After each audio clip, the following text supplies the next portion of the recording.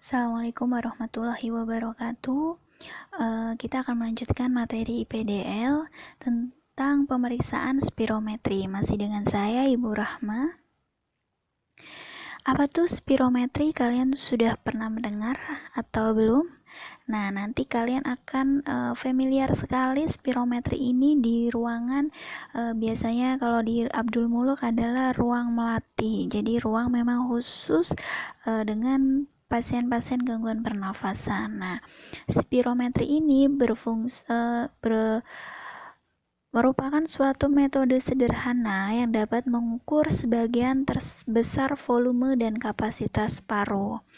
Dan spirometri ini akan merekam secara grafis atau digital terkait kapasitas vitalnya atau biasa kita sebut VC, kemudian volume ekspirasi paksanya atau FEV1, ya, volume ekspirasi paksa, kemudian kapasitas vital paksa, ya, kalau tadi kapasitas vital aja VC, kalau ini ada kapasitas vital paksa yang biasa disebut FVC, dan maximal voluntary ventilation atau MVV, ya. Jadi semua ini penting untuk pengkajian fungsi paru secara mendalam. Oke. Jenis pemeriksaan spirometri tadi ada VC, ya, atau kapasitas vital, ya, di mana dia adalah jumlah udara dalam 1 liter yang bisa diekspirasikan maksimal setelah inspirasi maksimal, ya. Jadi jumlah udara yang saat kita menghembuskan nafasnya setelah kita menghirup, ya. Kalau kapasitas vital paksa atau FVC, jumlah udara dalam liter yang dapat diekspirasikan maksimal secara paksa dan cepat setelah inspirasi maksimal. Jadi kalau kalian hirup udara dengan cepat, langsung dihembuskan secara paksa gitu dengan cepat. Oke, sorry agak ini ya, sedikit Oke, kemudian volume ekspirasi paksa detik pertama atau FEV1, jumlah udara dalam liter yang dapat diekspirasikan maksimal secara paksa pada detik pertama. Jadi, ketika menghembuskan nafas, di saat detik pertama itulah yang dihitung. Kalau tadi jumlah udara saya diekspresikan maksimal sampai selesai menghembuskan. Kalau ini cuman detik pertamanya aja yang dihitung. Kemudian MVV-nya jumlah udara dalam liter yang dapat diekspirasikan maksimal pada 12-15 detik. Jadi menghembuskan, kemudian dihitung tuh 2, 3, 4, 5 sampai di detik 12-15 itu yang dihitung. Nah, udah ada bayangan belum gimana sih Bu itu pemeriksaannya? Oke, kita akan bahas ya guys. Oke, kemudian indikasinya tentunya dia mengalami evaluasi keluhan dan gejala. Adanya deformitas rongga dada, ya, adanya sianosis, penurunan suara nafas, perlambatan udara ekspirasi, overinflasi, bahkan ronki yang tidak dapat dijelaskan. Kemudian evaluasi dari hasil lab yang abnormal, dari fototoraksnya abnormal, ada hiperkapnia, hipoksemia, dan polisitemia. Kemudian menilai pengaruh penyakit sistemik terhadap fungsi paru, deteksi dini seseorang yang memiliki resiko menderita penyakit paru, misalnya dia perokok, usianya udah 40 tahun, pekerjaannya terpajan substansi tertentu. Nah, ini bisa dilakukan pemeriksaan spirometri. Kemudian pemeriksaan rutin, resiko praoperasi, menilai prognosis, dan menilai status kesehatan. Jadi kalian juga boleh untuk dilakukan pemeriksaan spirometri kalau merasa memiliki resiko gitu. Oke. Kemudian monitoring untuk menilai efek terapi nih setelah dilakukan terapi bronkodilator, steroid bermanfaat nggak fungsi parunya. Nah, ini biasanya untuk monitoring evaluasi dari terapi yang sudah dilakukan. Kemudian menggambarkan perjalanan penyakit paru, penyakit interstitial lung disease, ya, penyakit paru yang dalam, gagal jantung kronik, penyakit neuromuskuler, Kemudian sindrom Guillain-Barré. Nah, kemudian bisa menilai efek samping obat terhadap fungsi paru. Ini juga bisa, ternyata obatnya malah berdampak fungsi parunya tambah parah. Nah, ini yang bisa kita lakukan monitoring. Kemudian evaluasi kecacatan juga bisa ya, mengetahui kecacatan atau ketidakmampuan, misalnya untuk kepentingan rehab, asuransi, alasan hukum, dan militer, misalnya untuk mengklaim ya. Asuransi, nah atau alasan hukum yang memang harus menjadi bukti. Nah, kemudian kesehatan masyarakat juga bisa karena screening ya, pencegahan gangguan fungsi paru pada populasi tertentu. Nah, itu adalah indikasinya. Ada juga kontraindikasinya. Tidak boleh dilakukan spirometri pada pasien yang batuk berdarah, ada pneumotoraks, status kardiovaskuler tidak stabil, ada AMI, infak miokard ya, kemudian ada emboli paru, aneurisma cerebri, dan pasca bedah mata. Nah, ini perlu kita ketahui bahwa pasien-pasien yang memiliki penyakit ini tidak boleh dilakukan spirometri ya, daripada akan berdampak tidak baik ya, untuk selain hasilnya juga tidak akan hasilnya juga nggak akan valid, dan otomatis juga percuma ketika pasiennya sudah mengalami penyakit-penyakit yang memang sebenarnya udah tahu kita gangguan penyakit parunya seperti apa gitu. Nah, ini alat dan bahannya ya. Ada alat spirometrinya, jadi dia itu seperti komputer ya, yang memang ada kabel ya, yang nantinya akan ada pasien disuruh meniupkan. Nah, nanti akan diikuti dengan hasil namanya spirogram. Hasilnya kayak EKG gini. Jadi pas dia meniupkan, ada gelombangnya, baik itu VJ, VEV1 ya. Nah, ini ada semua di sini.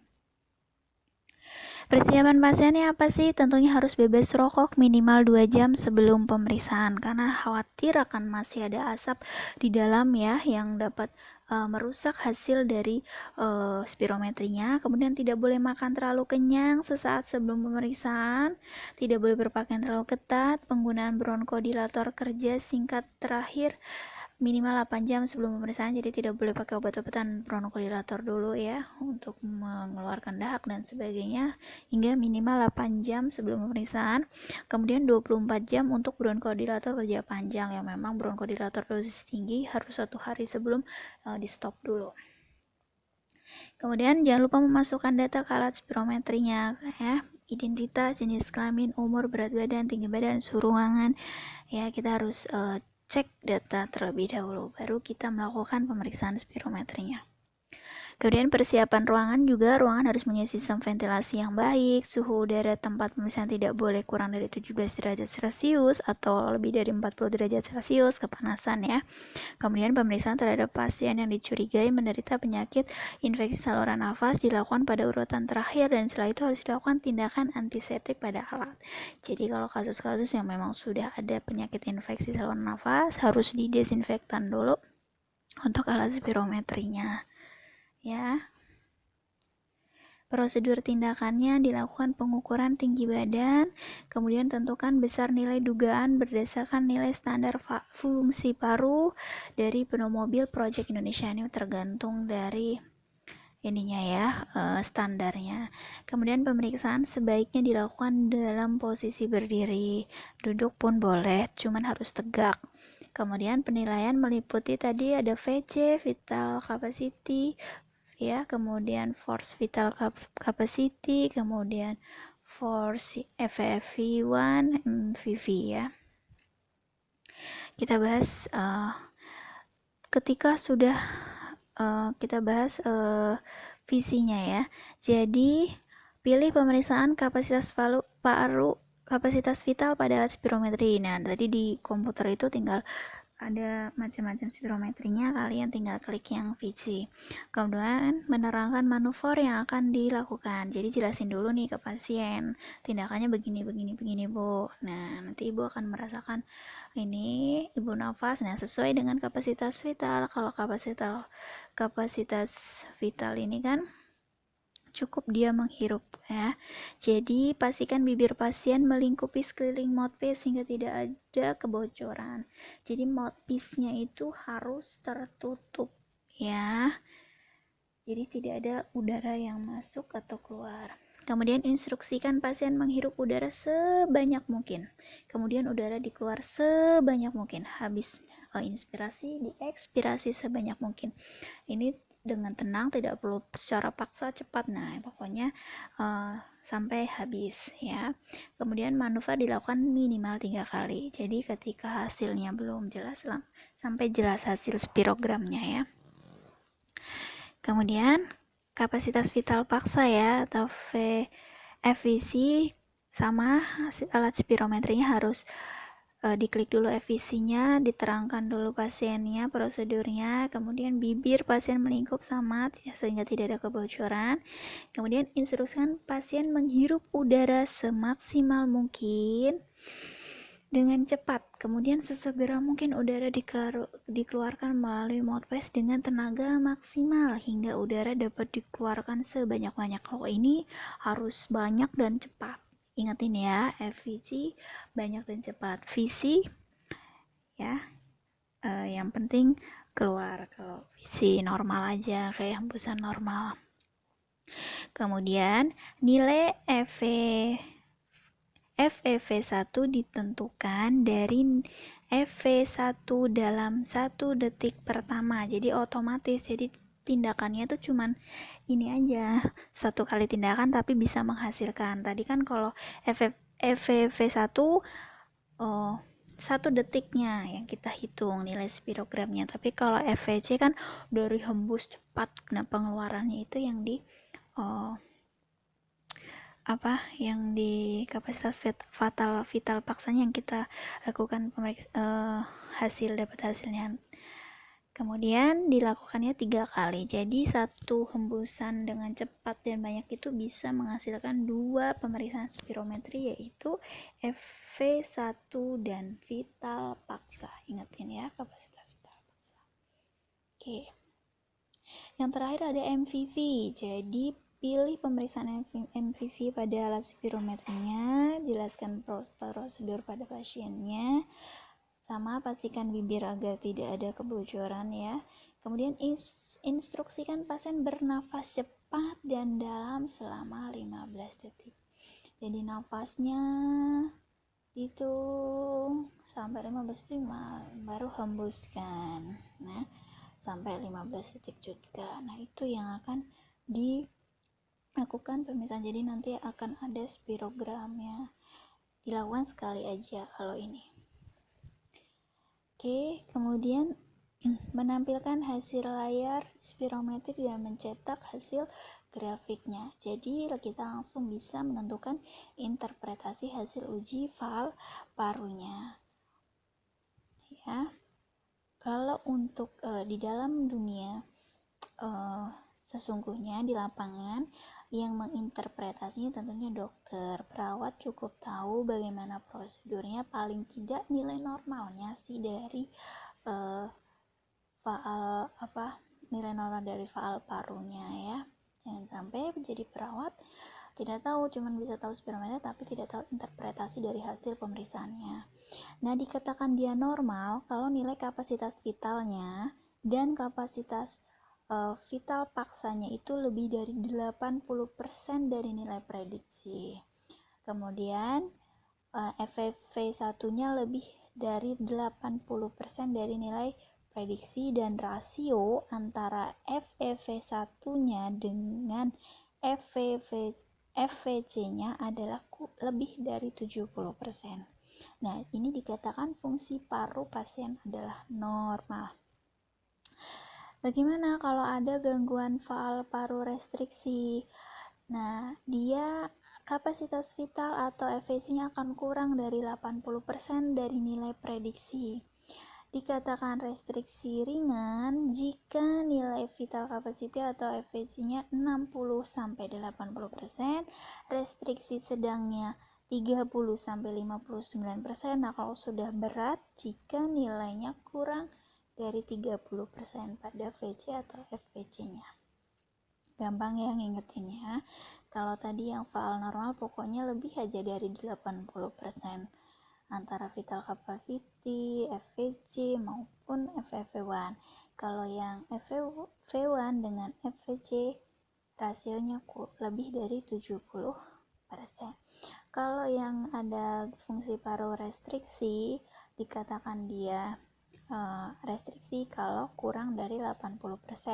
Restriksi dibagi lagi, ada ringan, sedang maupun berat. Kalau ringan 60-80% nilai FVC-nya atau VC-nya. Kalau sedang 30-59%, kalau berat kurang dari 30%. Dihafalkan ya. Kemudian kalau gangguan fungsi paru yang obstruksi ada penyempitannya. Nilainya FV1-nya itu kurang dari 80%. Ya, kalau tadi FVC-nya yang kurang 80%, kalau ini VFV1. Kemudian rasio dari FV1-nya dengan FVC-nya kurang dari 70% dan dikatakan obstruksi ringan ketika V1-nya 60-80, dikatakan sedang 30-59, dikatakan berat kalau kurang dari 30%. Sama saja ya untuk antara restriksi dengan obstruksi, pembagian kapasitas nilai nominalnya. Yang membedakan kalau di obstruksi FV1-nya atau FVC-nya, kalau di restriksi VC-nya dan FVC-nya. Oke, jelas ya sampai sini? Oke, kalau jelas saya akhiri. Untuk pertanyaan silahkan bisa di komen @link. Sekian dari saya. Assalamualaikum warahmatullahi wabarakatuh.